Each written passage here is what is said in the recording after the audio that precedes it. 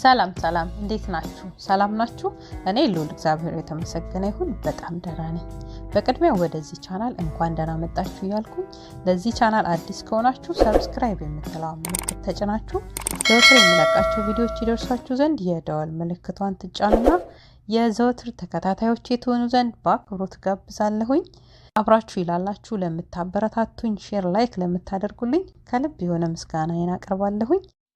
ለዛሬ ደግሞ ይዤ የመጣሁት ይሄው እዚህ ጋር የምታዩትን ይሄንን የመሰለ በጣም ቆንጆ መረቅ ያለው ጥብስ በቤቴ ውስጥ አዘጋጅቻለሁኝ። አሁን ጥብሱን እንዴትና ከምን እንደሰራሁት አብረን እናያለን። በቀጥታ ወደ አሰራራችን እንግባ። ጥብሳችንን ለመስራት በቅድሚያ ይሄው እዚህ መጥበሻዬን አዘጋጅቻለሁኝ። መጥበሻዬ ትንሽ ሞቅ ስላለ ዘይት አድርጌበታለሁኝ። ዘይቴን ትንሽ ሞቅ አድርገውና ነጭ ሽንኩርት ትንሽዬ አደርጋለሁኝ። መጀመሪያ ላይ የማደርገው ያው ጥብስ ስለሆነ የምሰራው ቀድሞ ቶሎ እንዲበስልልኝ ነው ነጭ ሽንኩርቱ እና እሱን እንደዚህ የተወሰነ ደቂቃ እሳት ሳናበዛ ጠበስ ጠበስ እናደርገዋለን፣ አሊያ ያርብናል። አሁን ደግሞ ሽንኩርታችንን እንጨምራለን። ከትፌ ያዘጋጀሁት ሽንኩርት አለኝ። እሱን ጨምርና እሱንም ጥብስ አደርገዋለሁኝ።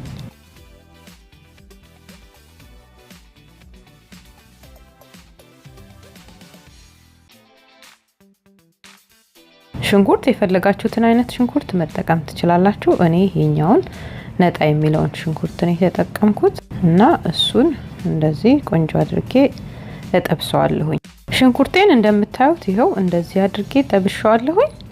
አሁን ደግሞ ከትፌ ያዘጋጀሁት ስጋ አለኝ፣ የምጠብሰውን ስጋ ማለት ነው። እሱን አደርግና ስጋውን እንደዚህ ከሽንኩርቱ ጋራ በደንብ አድርጌ ጥብስ አድርገዋለሁኝ። ሽንኩርቱን በደንብ አይደለም ያበሰልኩት፣ የተወሰነ ደቂቃ ነው ጠበስ ጠበስ ያረኩት። ከዛ አብረው ይበስሉልናልና እንደዚህ ያረግን እንጠብሳለን።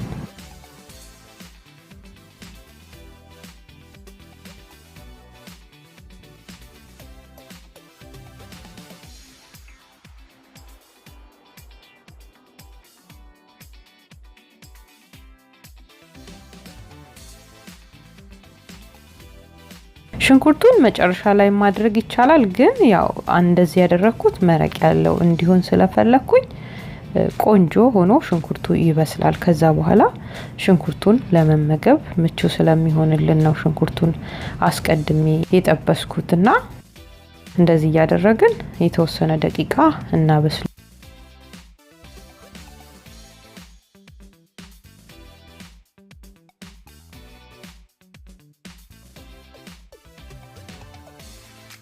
ይሄው እንደምታዩት አሁን ስጋው የተወሰነ ተጠብሷል። ስለዚህ አሁን ከትፌ ያዘጋጀው ቲማቲም አለኝ። ቲማቲሜን ደግሞ አደርግና እንደዚህ አብሬ በደንብ አድርጌ አበስለዋለሁኝ። ቲማቲሙ በዚህ ሰዓት ያረኩት አንደኛ ስጋው እንዳይገነትርብን ቆንጆ ሆኖ እንዲበስል ስለሚረዳን ለዛ ነው ቲማቲሙን አሁን ላይ የምጨምረው። አሁን እንደምታዩት ስጋው በደንብ አይደለም የተጠበሰው፣ የተወሰነ ለብለብ ብቻ ካለ በኋላ ነው ያደረኩትና ስጋው እንዳይገነትር እንዳልኳችሁ ቲማቲሙን በዚህ ሰዓት ብታረጉት አሪፍ ነው። አሁን እንደዚህ ቆንጆ እንጠብሰዋለን።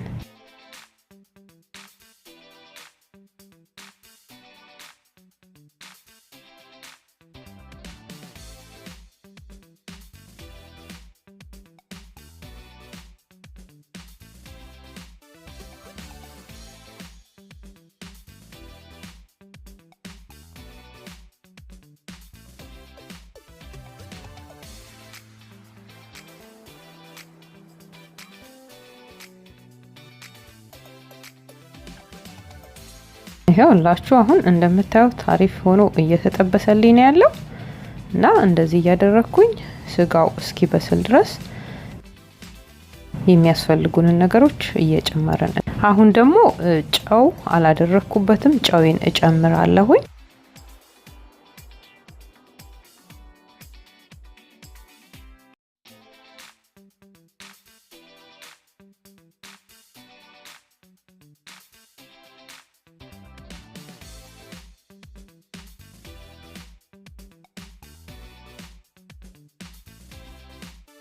ይኸውላችሁ አሁን እንደምታዩት ከለሩን እየቀየረ ነው። በጣም ቆንጆ ሆኖ እየበሰለልን እንደሆነ ነው ይሄ የሚያሳየን እና እንደምታዩት የተወሰነ ነው አሁን የሚቀረው። በጣም አሪፍ እየሆነልን ያለው።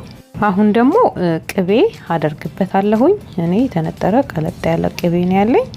እሱን እንደዚህ አደርግበትና ለፍሌቨር ቅቤውን ካደረኩኝ በኋላ በደንብ አድርጌ እጠብሰዋለሁኝ። ቅቤ ከፈለጋችሁ መጨመር ትችላላችሁ፣ ከፈለጋችሁ ደግሞ አለመጨመርም ይቻላል።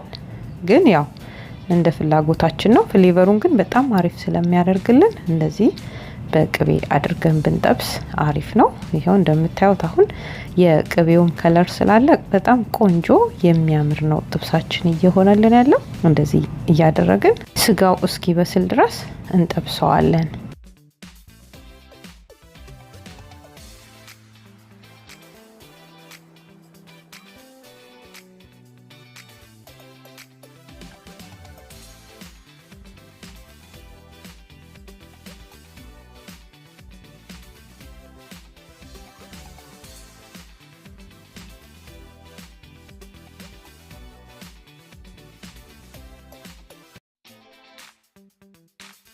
አሁን እንደምታዩት ስጋው ቆንጆ ሆኖ በስሎልኛል። አሁን ደግሞ ቃሪያዬን እጨምራለሁኝ። ያው ቃሪያውንም ለመብላት የምንፈልግ ከሆነ በተለይ እሳታችንን እናጠፋለን እንዳይበስልብን ማለት ነው። እና እኔ አሁን እሳቴን አጥፍቼዋለሁኝ ቃሪያውን መብላት ስለምፈልግ። ስለዚህ አሁን በቅቶታል እና የስጋ መጥበሻ አላደረኩበትም። የስጋ መጥበሻ እርጥቡ ስላለኝ መጨረሻ ላይ ላደርግበት ስለፈለኩኝ ነው ያላደረኩበት። አሁን የስጋ መጥበሻውን ከላይ አረጋዋለሁኝ።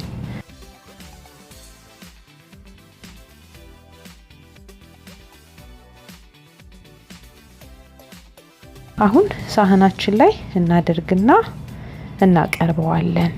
ይሄው እንጀራዬን አዘጋጅቻለሁ። መሃል ላይ ሳህኔን አድርጋለሁ። እዛ እንጀራው ላይ ኖርማሊ ማድረግ እንችላለን። አሊያ ደግሞ እንደዚህ ካደረግን በኋላ ልንበላ ስንል እንገለብጠዋለን። እንግዲህ እንደምታዩት ጥብሱ ደርሶ ይሄንን ይመስላል። በጣም ቆንጆ ነው፣ ይጣፍጣል እና መረቅ ያለው ጥብስ ነው የሰራሁት። እንደምትወዱት ተስፋ አደርጋለሁ። እኔ በጣም ነው የወደድኩት። ቪዲዮን ከወደዳችሁት ላይክ እንዲሁም ደግሞ ለሌሎች ሰዎች እንዲደርስ ሼር በማድረግ ብታደርሱልኝ በጣም ደስ ይለኛል። ሀሳብ አስተያየት እንዲሁም ጥያቄዎች ካሏችሁ እንደ ሁሉ ጊዜው በሀሳብ መስጫ ሳጥኑ ስር አስቀምጡልኝ። ጥያቄዎቻችሁን መልሳለሁኝ። ሀሳብ አስተያየቶቻችሁንም ደስ እያለኝ እቀበላለሁ። አብራችሁኝ ስለነበራችሁ ስለተከታተላችሁኝ ከልብ አመሰግናለሁ።